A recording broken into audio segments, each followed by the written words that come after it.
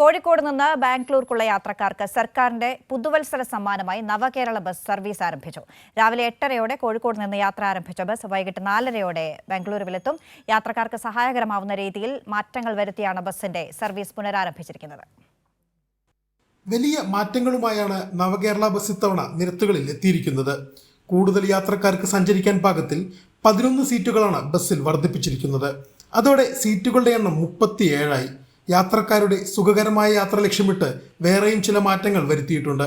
പുറകിലെ വാതിലും മുൻവശത്തെ ഹൈഡ്രോളിക് ലിഫ്റ്റും ഒഴിവാക്കിയിട്ടുണ്ട്. ശുചിമുറി ബസ്സിൽ നിലനിർത്തിയിട്ടുമുണ്ട്. ആദ്യഘട്ടത്തിൽ യാത്രക്കാർ ചൂണ്ടിക്കാണിച്ച പോരായ്മകൾ പരിഹരിച്ചാണ് ബസ് സർവീസ് പുനരാരംഭിച്ചിരിക്കുന്നത്. സർവീസ് KSRTCക്കും യാത്രക്കാർക്കും വലിയ മുതൽക്കൂട്ടാവുമെന്ന് KSRTA CITU സംസ്ഥാന ഓർഗനൈസിംഗ് സെക്രട്ടറി P. റഷീദ് പറഞ്ഞു. നവകേരള ബസ് എന്ന നിലയിൽ ലോകത്ത് തന്നെ ലോക മലയാളികൾക്കിടയിൽ ബ്രാൻഡ് ചെയ്യപ്പെട്ട ഒരു ബസ്സാണ്. ക്യാബിനറ്റ് ആകെ സഞ്ചരിച്ച ഒരു ബസ് എന്ന നിലയിൽ മാർക്ക് ചെയ്ത ഒരു ബസ് KSRTC കൈമാറുമ്പോൾ വലിയ ചർച്ചകൾ പൊതുസമൂഹത്തിലുണ്ടായി, യാത്രക്കാരുടെ ഇടയിലുണ്ടായി. അത് നമ്മുടെ കോഴിക്കോട് നിന്ന് ബാംഗ്ലൂരേക്ക് യാത്ര ആരംഭിച്ചു. ചില പോരായ്മകൾ യാത്രക്കാരും മീഡിയയും ഒക്കെ ചൂണ്ടിക്കാണിച്ചിരുന്നു.